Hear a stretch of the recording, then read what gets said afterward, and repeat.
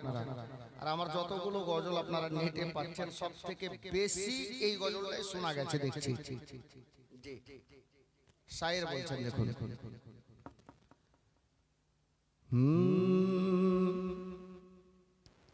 कि एक दिन एक बूढ़ी मक्का शहरे पुटली निये पालाय नबीजिर डरे। सुबहानाल्लाह बोलेन एक बार जोरे। আমি কোনদিন বলি 3 দিন হয়ে যাচ্ছে, আজকে বলছি একটু বলেন জোরে সুবহানাল্লাহ।